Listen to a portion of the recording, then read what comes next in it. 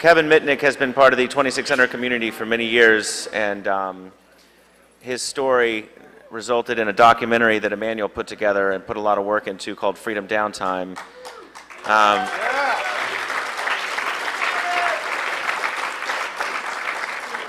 If you haven't seen that, I highly suggest you pick it up. I don't know if it's for sale out there, but if not, it should be. But let's get straight away to Kevin Mitnick.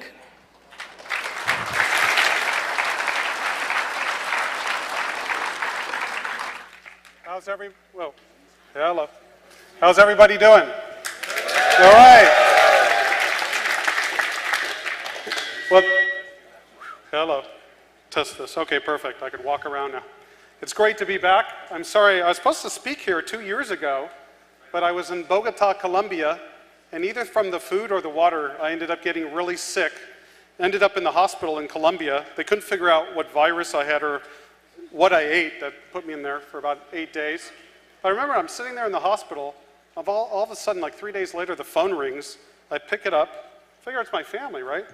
It's some guy from CNN. He goes, "Kevin, what's going on?" And first of all, how did you know I was in the hospital? B, how did you get my number? And he says, "Oh, no, we found out you're in the hospital. We want to know what's going on." So I just told him I'm sick. I have a flu. But then he started getting into more interesting questions. He goes, "So why exactly are you in Bogota, Colombia?" I told him I couldn't tell him. But yeah, so I'm sorry I didn't get to make it last Hope, but I'm here today, and I'm just going to go through some stories that you might find entertaining. I'm going to show you guys how you could easily unmask caller ID. So when anybody calls you, like on your cell phone, there's a real quick and easy way you could do it. So basically, you don't have privacy. Get over it. Right? Have any of you already do that? Do you already unmask your caller ID when people call you? Because the old way of doing that is you forward the incoming call to an 800 number and then forward it through one of these services back. But there's a much easier way. And last week, I'm proud to announce I got to sign my book deal with Little Brown. It's a publisher in New York, and I'm going to be able to write my life story. I had to wait a long time.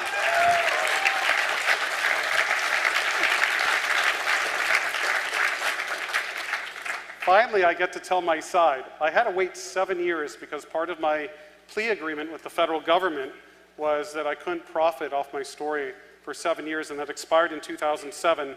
And then it took a while for my co-author and I to write up a proposal, and I went around to these publishing houses, and I finally got the deal. So I hope, maybe in the next conference, I hope this is not really the last hope, but if it is, but the next HackerCon, I'll be able to present that book all to you. So, some stories. I don't know, how many of you were here when I spoke 4 years ago? Okay, wow, okay, about 30% to 50%. So I might go over some of the same stories. Just sit back and relax, and hopefully the people that weren't here will be entertained. When I first got into computers, it really started when I was a young kid. When I was 11 years old, I was fascinated with magic. And I used to hang out at the magic store on the weekends to learn. My mom used to go to work and I had to go to school. Then on the weekends, I'd go to the magic store and kind of sit there and try to watch the salespeople perform illusions, and then I tried to learn the secrets. And then from magic, I fell into this hobby called amateur radio. And I think you just heard that they're offering amateur radio tests. And when I started in amateur radio, this is where I got very interested in telephony, because ham radio, they had things called auto patch back in the days, where you could make phone calls, but you couldn't do it for personal use. So once I got into amateur radio, I met another student in high school in Los Angeles, California, and this kid was into phone freaking. And he wanted to borrow one of my ham radios, and in exchange, he said he will teach me a little bit about this unknown world of telephones. And this kid could do amazing things at the time that I thought was amazing. He can call a telephone number, a local number, put in a 5-digit code, and call anywhere in the world. Little did I know, he was using Sprint and MCI at the time. If he had somebody's telephone number, he can call a secret number at the phone company called the C&A Bureau, and he can get the name and telephone number. If he just had my parents' names, he was able to get their non-published number. So this was all very interesting to me. So I became involved in this area of phone phreaking. And then because I'm a prankster, I took this area of phone phreaking and I applied it to pulling pranks on friends. So one of the first things I did was I accessed a telephone company switch in Pasadena, California, and I was friends with another guy that was also into phone phreaking, and I changed the class of service on his home telephone to that of a payphone. So whenever he or his parents would try to make a call, it'd say, please deposit a quarter. That was fun. But what's even more interesting is intercepting directory assistance. There was a special way of calling a toll-free number, and then with the A, B, and C, D tones, you could actually set up intercepts on directory assistance around the United States. And they really fixed this flaw after we had fun with them for about a weekend. Especially Providence, Rhode Island, people would call in, and we get to play directory assistance operator. And you could imagine 17 and 18 years old, the fun you could have, right? So people would call in, I'd say, what city? They'd say Providence, Rhode Island. I'd say, name please. They'd give me the name. And I'd say, hold on, I'm looking that up for you, sir. And I'd say, oh, by the way, we're doing a survey. Do you mind spending about 15 to 20 seconds to complete our survey today? He goes, sure. And I'd say, okay, one of our first questions, are you at home or in the office? I'm at home. Do you have our current yellow pages and white pages at home? Yes, I do. Then why are you calling me?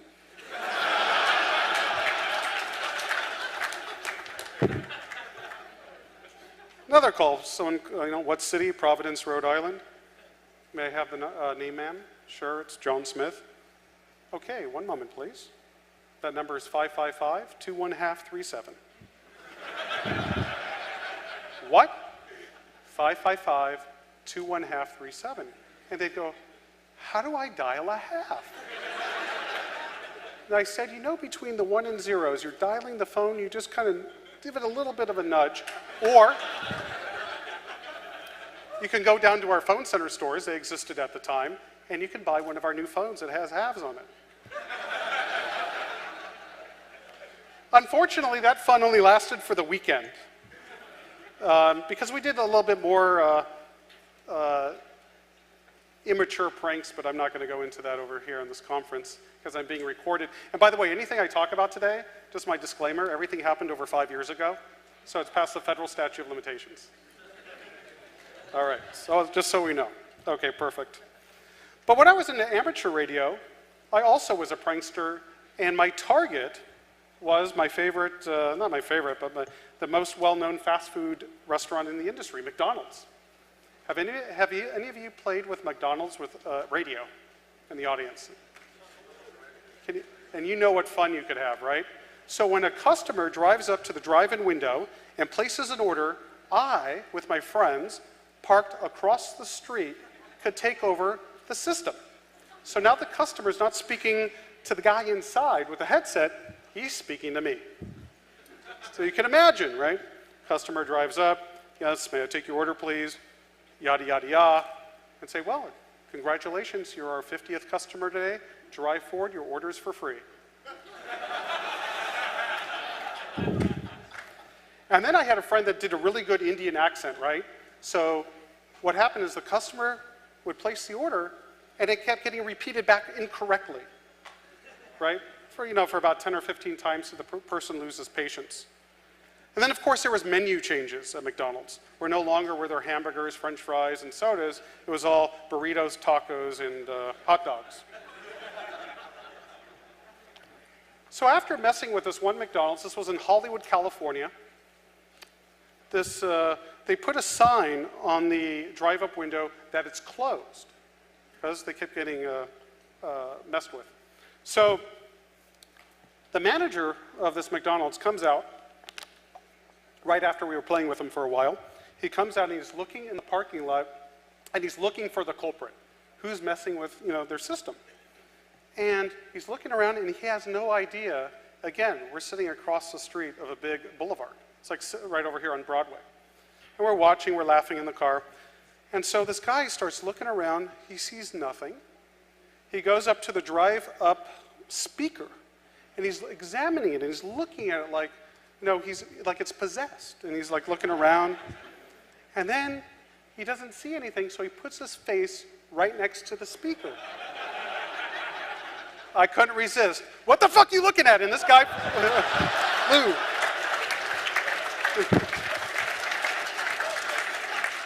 I never saw a guy run so fast except when.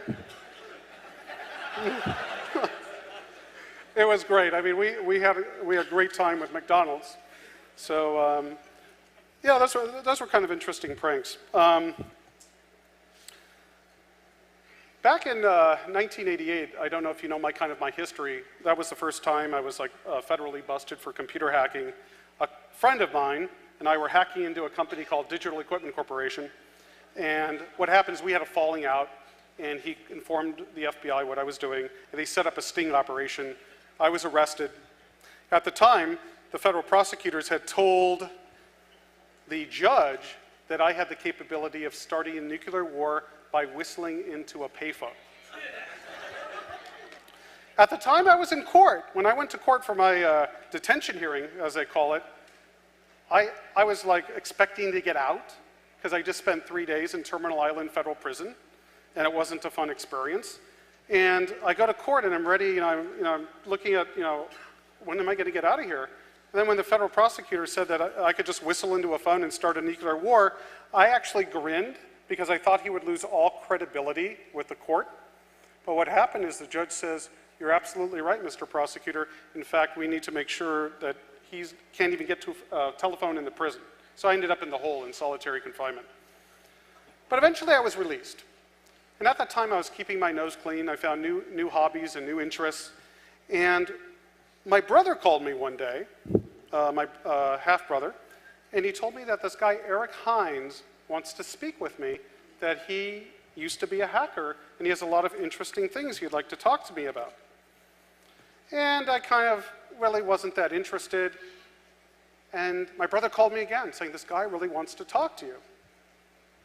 So I called the telephone number. It turned out to be this guy that wasn't Eric, but what he would do is he would actually page Eric to his number, and he'd conference it in this ultra, do-do-do-do-do-do-do. So I finally get this guy on the phone, and he seemed very knowledgeable about phone phreaking. He knew a lot about the internal systems at the phone company. He knew about equipment in the central offices, and it intrigued me because I had a passion for technology. So we set up a meeting to meet at a hamburger hamlet, and I brought a friend of mine along, a guy named Louis DePayne, who incidentally was my hacking partner for a number of years. And we meet this guy, Eric, at a hamburger hamlet, and he starts telling us that he was part of the Kevin Poulsen case. Everybody familiar with Kevin Poulsen? Okay. And he starts telling me about all their escapades into phone company offices. I'm sitting there and I'm listening, and I said, "So what happened to you? Because Poulsen was busted." He says, "Well, I was in Texas, and I was busted for doing some sort of credit card fraud, but they wanted some information about how I was doing the fraud, the FBI, so I cooperated with them and told them how I was able to commit these frauds." This is him telling me. "And I got out early. I got a deal." I said, "So they didn't ask you about Poulsen?" He goes, "No, they only wanted to know about me." Doesn't sound like the FBI. No, usually they want to know about everything. So eventually, during the conversation, he says, "We're talking about different systems at the phone company, Cosmos, SCCS. I'm not going to go into all the MISAR. Remember all these, familiar with all these names of internal systems at Ma Bell? And then he mentions a system called SAS. He goes, "You know about SAS, don't you?" I go, "Maybe. What does it do?" He says, "Where you can monitor anybody in Pacific Bell." And I go, no. I go, "Tell me more about it." And then he clammed up and didn't say another word, and the meeting ended. And I was intrigued. I wanted to find out. I didn't know about this system called SAS. What exactly is it?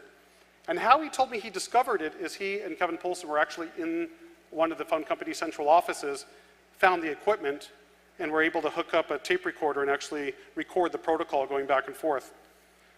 So what I did is I called the phone company, and using my social engineering skills, I wanted to find out the company that developed this tool. And so after about 2 or 3 phone calls, I found out the name of the company that manufactured SAS. I do some research on this company, and I find out that they went out of business. They no longer are in business. So I did a little bit more research, and I found out the founders of the company, tracked one of them at home, pretended to be a person working for Pacific Bell IT, and that I wanted to make improvements on the system, but I had no information. And the guy says, well, since we went out of business, do you want me to send you the design plans and the different protocols and everything? I could either FedEx it to you or I could fax it to you. What do you want? I said, sure, fax it to me. So then I had all the protocols and all the information of how to access SAS. And how SAS worked is they had remote RTPs, remote test points in every central office, and they had to use computer terminals in the test department at Pacific Bell, and it would talk to a concentrator. That concentrator would dial up to the RTP in each central office, and it would use a proprietary protocol, and it would give the test technician the ability to make calls from that number, to listen to the calls, to do a number of different test functions. So now I had the capability, like Eric had, of using SAS. So let's fast forward. This is kind of a lengthy story, but it's kind of interesting. So I started to get suspicious about Eric because every time we'd get together or talk on the phone, he'd start like asking me questions. Who do you associate with? Who do you talk to? What are other hackers doing? And to me, that was a big red flag and yellow flag. So I started wanting to look into, well, who is this guy? And at the time, the Public Utilities Commission did not tariff caller ID in California. But since I had switch access, I did. So I basically implemented caller ID in Los Angeles. I set up caller ID on a friend's telephone, and then at 3:30 in the morning, I called Eric's pager number to call this telephone number. He did, and we were able to ID the number, and then from there get the address information from the phone company. It turned out this went to the Oakwood Apartments in Los Angeles, California. Then I decided, well, I got to find a little bit more about Eric. I just know his name. I call the Oakwood, I find out from the phone company the unit number he's living in. I call up the rental office, pretending to be Oakwood Corporate. I was able to get the whole rental application for the apartment where that phone terminated it. And to my surprise, there was no work information on this application. It only listed a mobile cell phone number. So I did some research and I found out that this mobile telephone number is listed in the name of Mike Martinez. And then to find out more information about this number, I needed to either be the customer and use social engineering, or I needed to get into the cellular phone company's network. At the time, I found a vulnerability in AirTouch Cellular, so I was able to get inside access to their internal network. What they gave me the ability to do is look at any calls that were originated from that cell phone or terminated.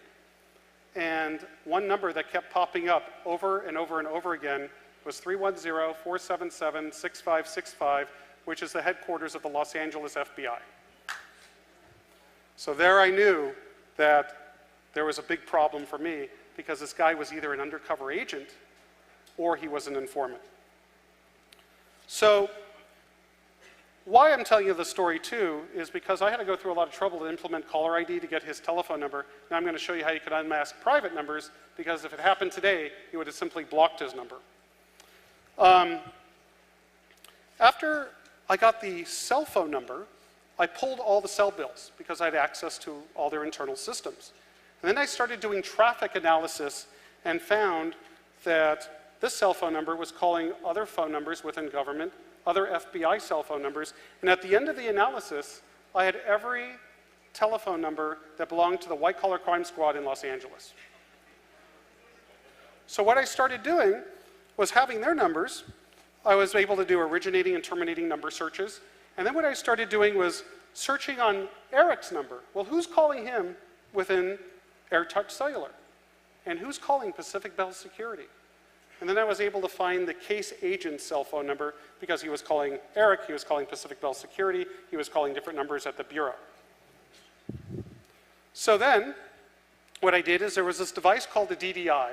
Is anybody familiar with it? A guy named Mark used to sell them in Milwaukee. And what the DDI device allowed you to do was monitor the forward and reverse control channel of a cell site and actually be able to see calls. Anybody remember the DDI device? Okay, maybe 2 or 3 hands. So at the time, I was working as a private investigator in Los Angeles, and I set up in my office a scanner that monitored the forward control channel of the cell site in Calabasas, California. So anytime any of those agents, if they registered their phone, drove into the area or through the area, it would alert, the PC would capture the data and it would alert me with a page. So on September 28th, 1992, I walk into the office 8 in the morning and I hear this weird faint beeping sound as I open the office door of the PI agency. Nobody else was there. And I'm like, listen, where's this beeping coming from? And it's coming from my office. Wait, it's coming from my PC. And I go to the PC and see that it caught one of the case agent's telephone number actually in my central office. I mean, in the cell site, right? So I knew that the agent was within 2 miles of where I was because that was the cell site's coverage. So what do I do? Well, I knew 2 things were happening. 1, I was under surveillance. Or 2, they were going to my address in Calabasas to get a description of the premises for a search warrant. I assumed the latter, a search warrant. So what did I do? I went to Winchell's Donuts and bought a big 24-pack of donuts. I wrote on a sign on my refrigerator, for FBI, and I cleaned out my apartment.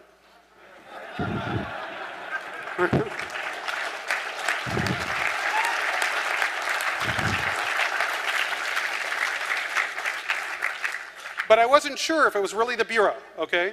No, I knew it was the Bureau. I wasn't sure if they were really going to search me at the time. So I was really unprepared. I waited the next day. Nobody knocked on the door. There was nothing happening.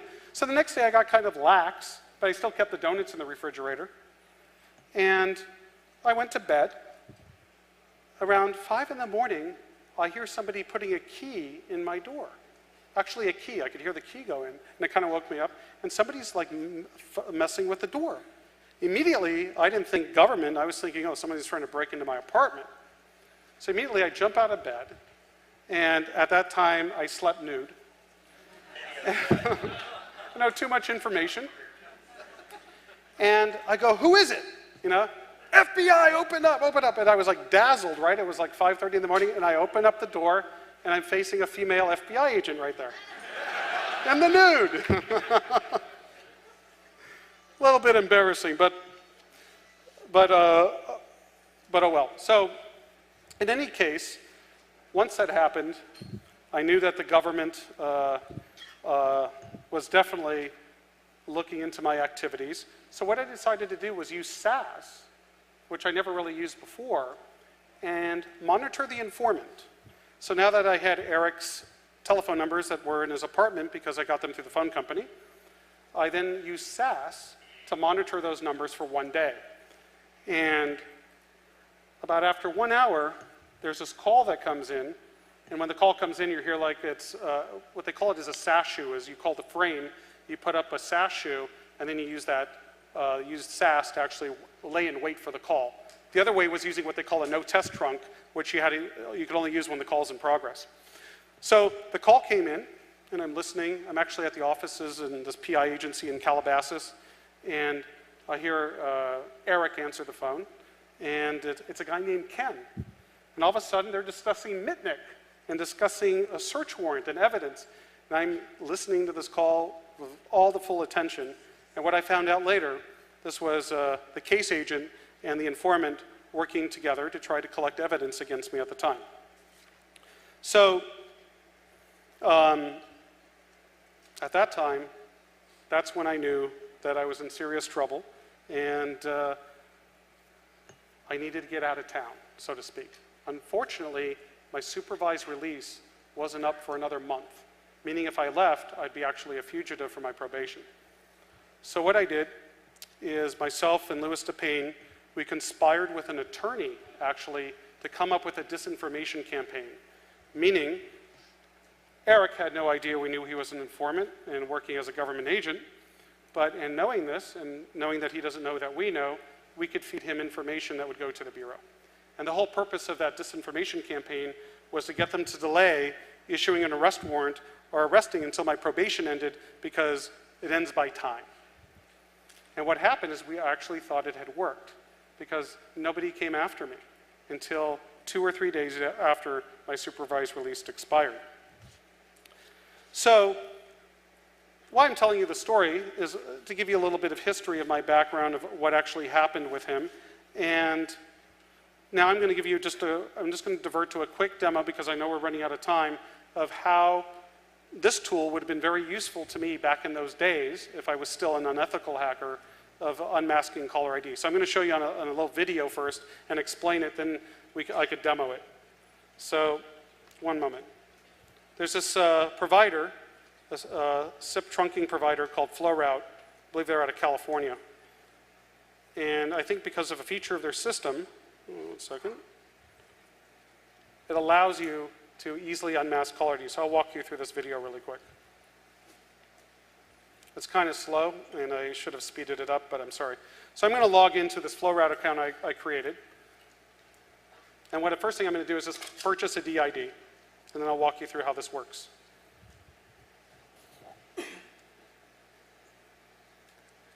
So at least you get something useful other than stories, something that you could actually use for your inbound calls. So I'm going to purchase a DID. I'm going to purchase an Idaho number. It's like $1.39. I just went through every step so you'd see what's going on.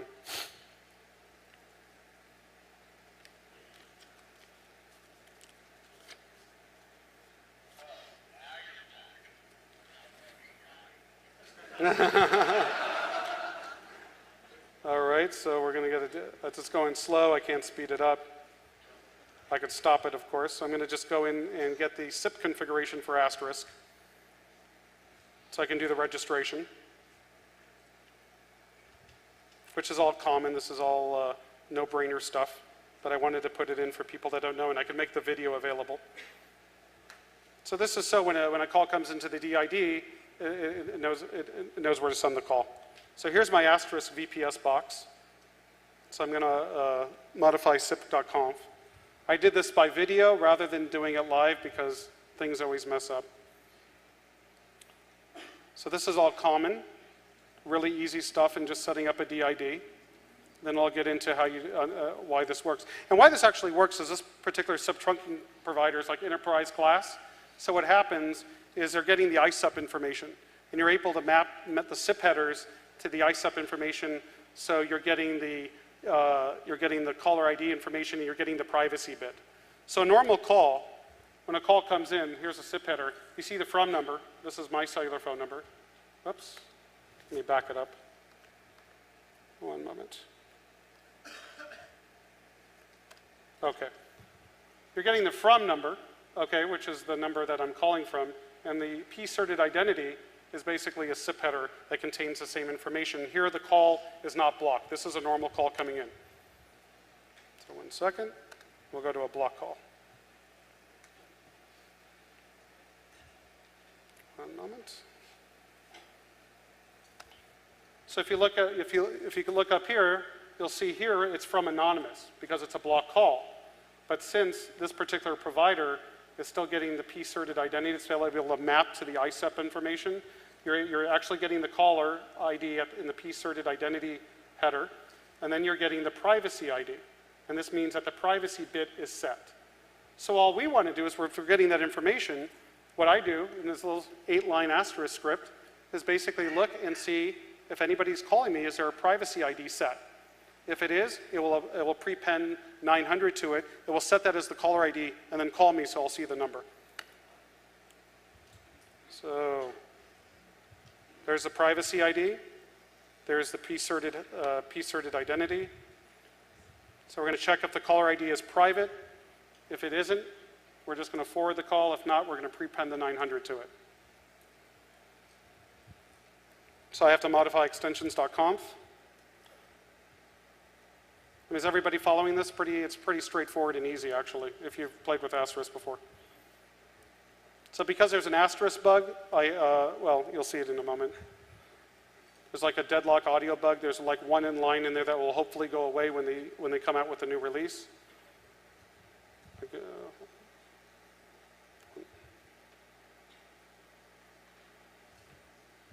Sorry, this is a little bit slow. This is because of the asterisk bug in the first line. That takes care of that. Then what I'm doing is I'm just setting two variables. I'm setting the p-certed ID to the p-certed ID from the identity from the SIP header. And the same thing I'm going to do is set it for the caller ID as well. I mean the privacy bit, I'm sorry. You'll see it in a second. So I mean, you just have to copy these 8 lines and sign up for an account and you can unmask your caller ID. Then I'll get into a couple more stories at the end. I just wanted to show you this real quick.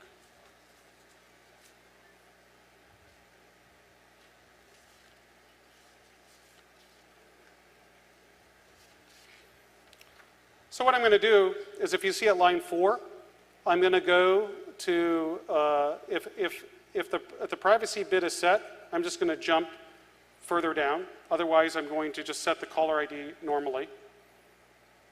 I'll jump down to line 8. You'll see it in a second.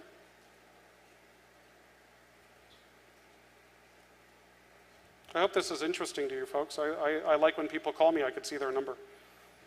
You know, that's just me. Because my business card is out there, right? So everybody calls me at all times of day and night. So I like to see who's calling me. So basically all this is doing at lines 5 and 5 is just basically setting the caller ID and then dialing out to me through flow route.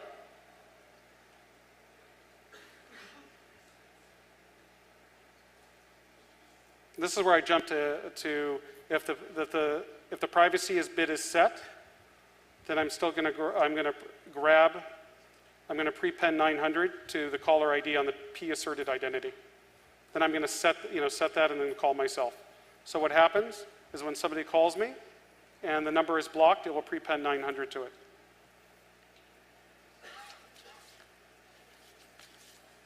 Has anybody done this before, or is this old stuff for you? Yes? Okay. For some that don't.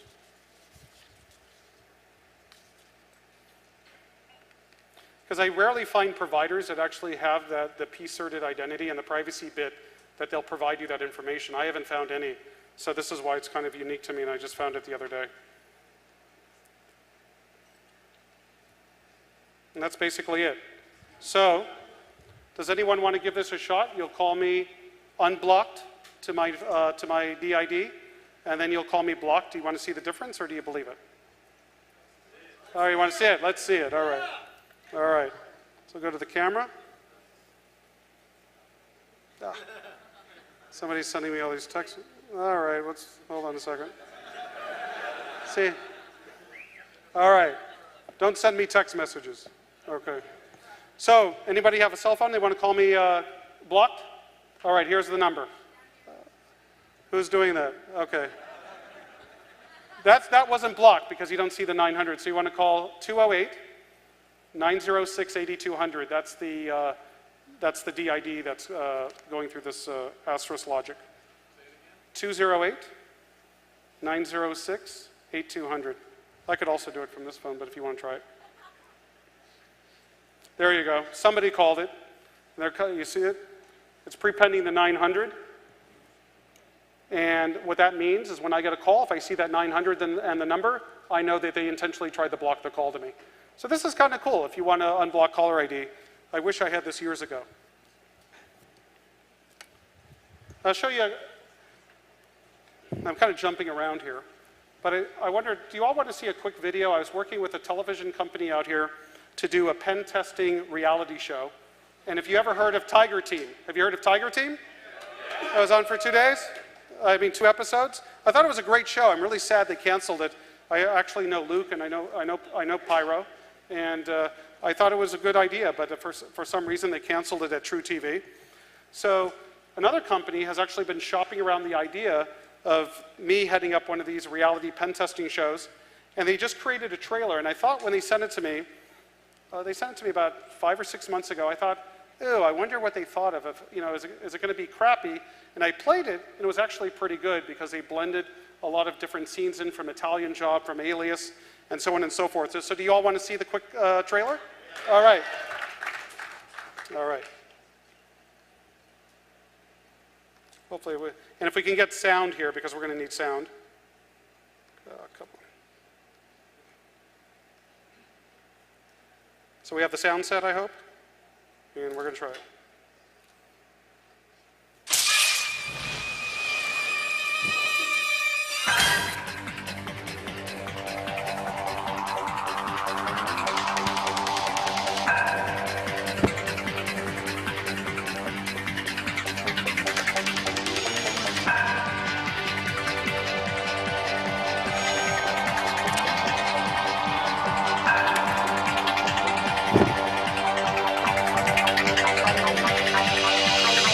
Mitnick was probably the world's you were once called the most feared computer when he was criminal. captured in world. 1995. Definitely the most renowned hacker of our time. Hyperbole, I can't help it.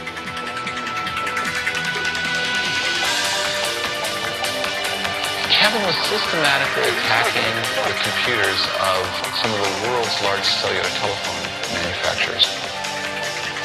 He was able to elude us by virtue of knowing the telephone and the computer systems well enough. He was arrested and subsequently sentenced to That's a federal bad prison picture, time. isn't it?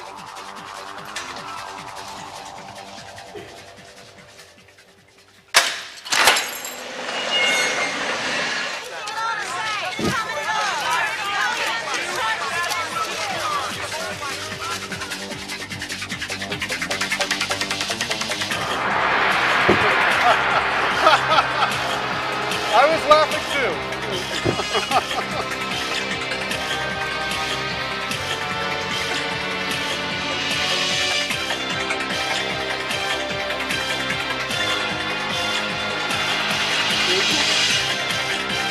Jennifer Gardner.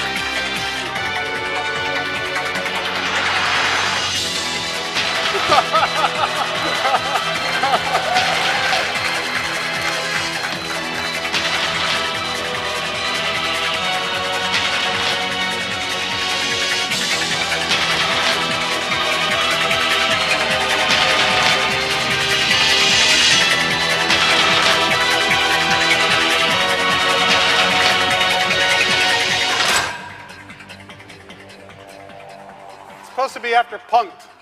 They did Hack. So they did this little trailer. I thought it was kind of cute, so I thought I'd share it with you. I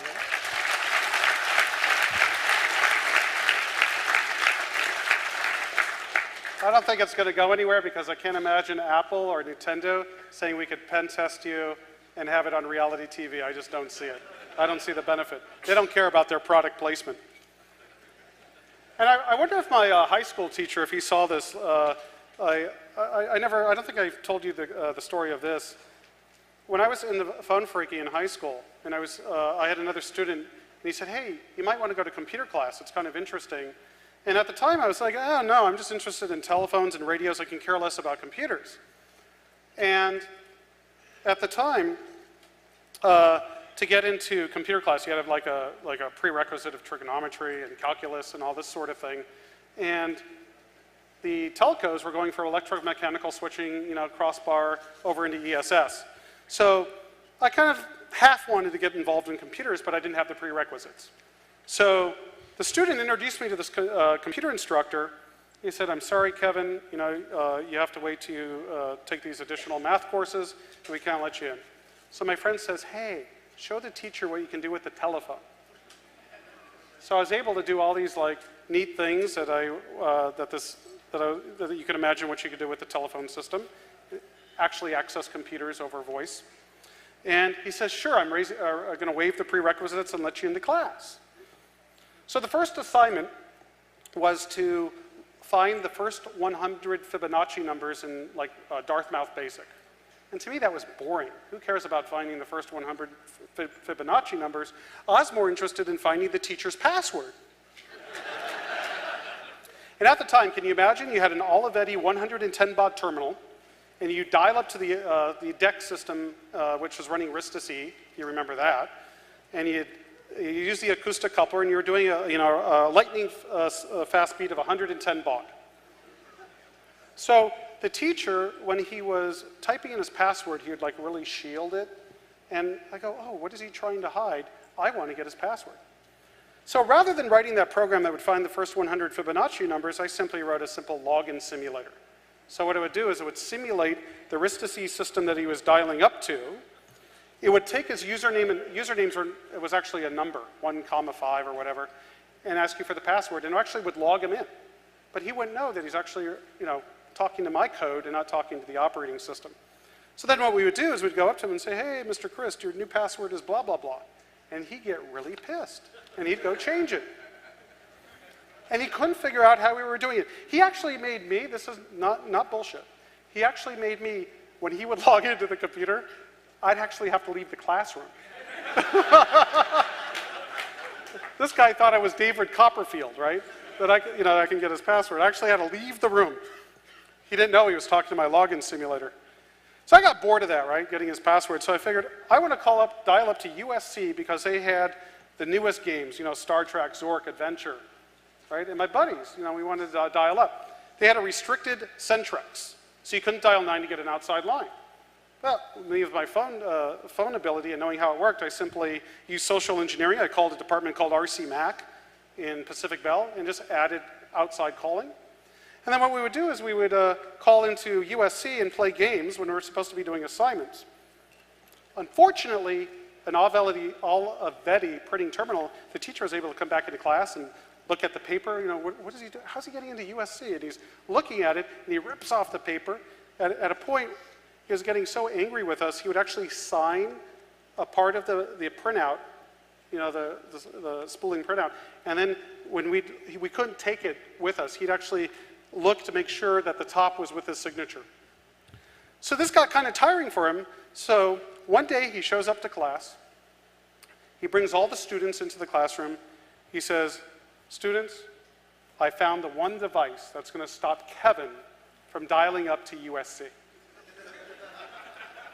And I'm kind of looking, cool, where do you get that device? And he holds up a telephone lock. It was a dial phone. And he proudly places the dial lock into the telephone, number 1 position, and he proudly takes the key and he puts it in his pocket and he has a big smile on his face. And of course I said, Mr. Christ, what's the telephone number of the administrative office? And he gives it to me, and then the pulsing trick. I just pulsed out the number. This guy, his face turned red. He actually took the phone, this phone, it was like this type of phone with a dial, and threw it across the room. So I guess I didn't get along too well with my computer instructors in those days. So let me tell you about I kind of told you about my funny hack in the McDonald's, and then I know we're running out of time.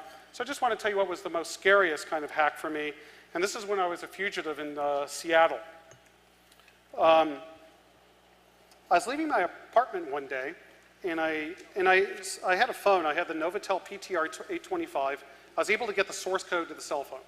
So what I did was I was able to modify the phone so when it would sit in idle mode, it would listen to the reverse control channel. And what would happen is if the signal met certain strength requirements, it would capture the MIN and the ESN of anybody that was in listening distance of the cell phone and put it into a table. Rather than me having to go get an ESN and an MIN, my phone device would actually listen to it and store it. Okay? So what I did is I went outside my apartment, and I turned on my cell phone, and I was having a conversation with somebody, I forgot who, and all of a sudden I hear, doo-doo, doo-doo, doo-doo, doo-doo, doo-doo, doo-doo. And there's a school here. There's like a school where I'm walking, and it was like a military helicopter, and I'm just thinking, nah, it has nothing to do with me. And all of a sudden, I thought it was going to land in the school, and it's like hovering over my head. Doo-doo, doo-doo, doo-doo, doo-doo. And I go, no, and I turn off the cell phone, and I run. And where I was in Seattle in the U District, there's lots of covers and trees and yada, yada, yada. And I wasn't sure, was it with me, or was I being paranoid? So I got like about 3 blocks into the U District, ducked into a store, and then I turned on my cell phone again to make a call, and all of a sudden, doo-doo, doo-doo, doo-doo, doo-doo, doo-doo, doo-doo, doo-doo, and the helicopter was coming closer. I go, shit, what's going on here? So I waited a little bit, and it was like right outside the store that I just ran into. I shut the cell phone off. Then because of the situation of you could exit both sides of the store, I decided to go out the store and go about, I'd say about 4, 5, or 6 blocks away at the end of the U District in Seattle. I turned on the cell phone again, and damn it, the helicopters come in, doo-doo-doo-doo-doo-doo-doo-doo. So I never found out what happened of who that was, or was it the cellular phone company, was it the government, or was it a private investigation firm? I never found that out in my discovery who that was. But I remember I called my dad, because it kind of startled me having a helicopter chasing. So I remember I had a secret code with my dad that if I paged him with a certain code, he'd go to a supermarket to a payphone and he'd wait for my phone call for like 15 minutes. With my mom, it was a more intricate system. Because of because I know if a government or a law enforcement agency knows you're going to a payphone, it's really easy to get the history, terminating, originating numbers. I know it because I did it on them. So what I figured is, with my family, how I'd contact them is have them go into a casino.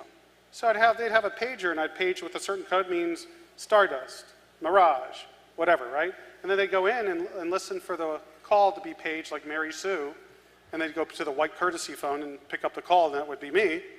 And it'd be really difficult for the government to trace these calls.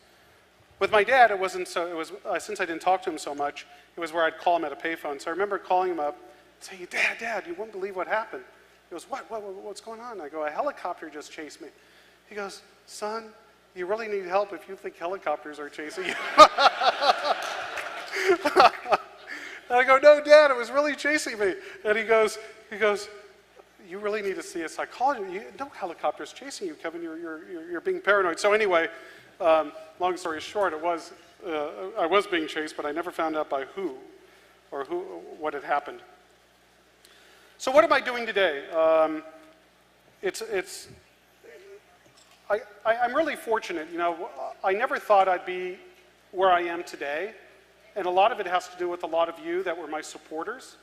I still give thanks to everybody that was part of the Free Kevin movement, you know, especially Manuel and everybody part of the 2600 group. I really knew that there was no influence on the courts because you can't influence the government, but at least it got the message out there about, you know, about some certain civil rights violations in my case. I never said that I didn't deserve to be punished, but they went a little bit overboard by holding me in solitary confinement because I could launch nuclear missiles by whistling launch codes. So today what I do is I go around the world and I do a lot of public speaking engagements, not what I'm talking about now, but mostly like on social engineering and wireless security. I do a lot of penetration testing, so companies, you know, hire me to hack in. Kind of what I was doing all my life, but I do it with authorization and I get paid for it. And I don't have to go to jail for it. So it's kind of a win-win-win situation all the way around. But I want to sincerely thank all of you for being there for me when I was at the bottom of the bucket during that time in my life, when I was sitting in federal prison, not knowing if I'd ever get out. The government was saying they wanted to hold me for 400 years for making like 21 clone cell phone calls. And I never had a light at the end of the tunnel. And at the time, the government wanted me to become an informant. They actually wanted me to tell on what other people were doing, and I refused because I had the integrity not to become a snitch on somebody else just to get myself out of trouble. You know.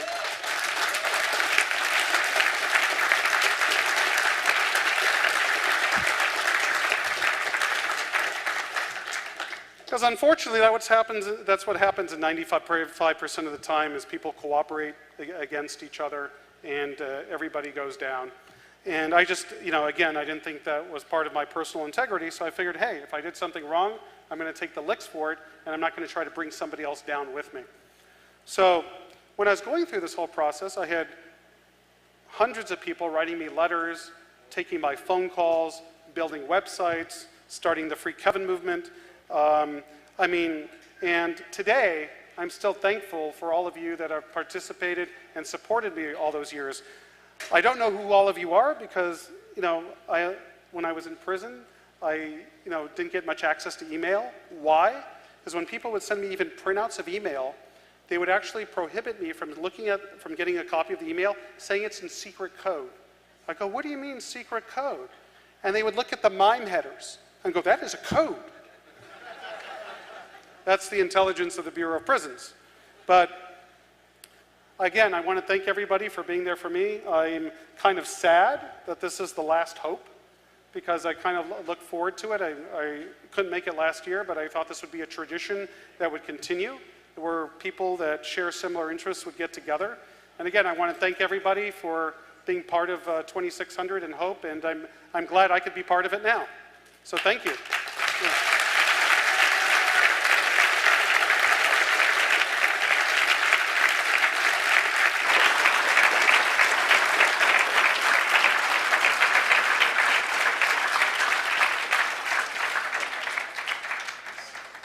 So I have a gift for most people here, and I don't know, they said they had like probably 2 minutes left, 1 minute?